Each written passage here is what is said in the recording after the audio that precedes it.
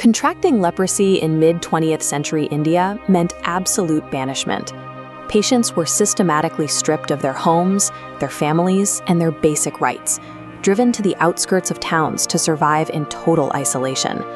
The standard medical response of the era offered no pathway back. The state enforced strict quarantine, locking away the afflicted primarily to protect the healthy public. It functioned as a living death sentence. The entire public health infrastructure operated as a one-way street. Facilities existed solely to hide patients away from the world, with zero mechanisms built to help them regain any semblance of a normal life. The physical decay caused by the disease was tragic, but the true devastation was social. These individuals were entirely erased from the human community. Muralidhar Devadas Amte, known later as Baba Amte, was an affluent and successful lawyer. His life took a sharp detour after a visceral encounter with a dying leprosy patient, whose suffering confronted Amte with a level of despair he couldn't ignore. Look at the intensity in his eyes here. He quickly realized that tossing coins to beggars or providing temporary medical relief was inadequate. Pity-driven charity would never address deep, systemic exile. He needed a different approach. His response was to establish the Maharogi Seva Samiti, an organization designed from the ground up to empower the outcast, rather than merely treat the patient. Amte operated on a radical premise that these physically damaged and socially discarded individuals were capable of building, maintaining, and governing their own self-sustaining society. He didn't invent a new medical cure. His true historical contribution was engineering a working, replicable institutional blueprint for human rehabilitation. Establishing this new society began in the harshest possible conditions.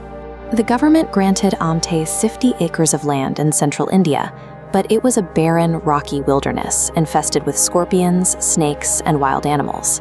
He arrived on this inhospitable plot with a starting inventory that defied logic: a handful of severely disabled patients, 14 rupees in capital, and a lame cow. Survival required immediate back-breaking labor. These sprawling rows of thatched roof huts show the massive scale of what they accomplished. With heavily damaged hands, they cleared the brush, broke the rocks, and built their own shelter from the dirt up. They called it Anandwan, or the Forest of Joy. The physical labor was only half the battle. Amte had to convince individuals who had been told their entire lives they were worthless burdens that they were actually capable of heavy agricultural work. By forcing them to rely on their own hands to survive, the very act of constructing Anandwan's infrastructure rebuilt the dignity and psychological agency of its founders.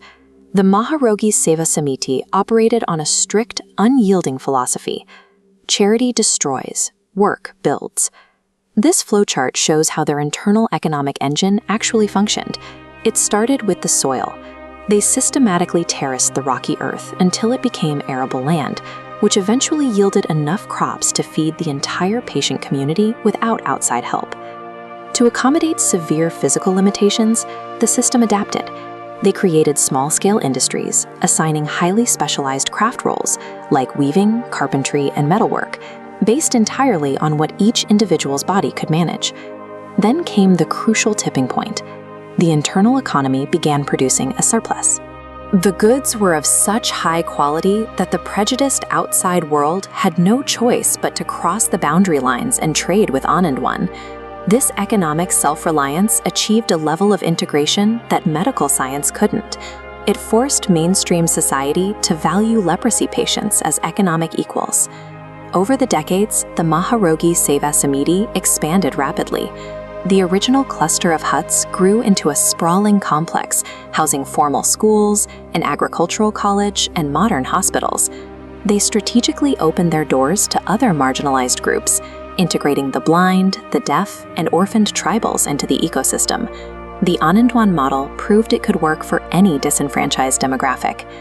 As Amte aged, his personal philosophies were systematically codified into institutional laws. The massive operation learned to run smoothly without requiring his direct daily management.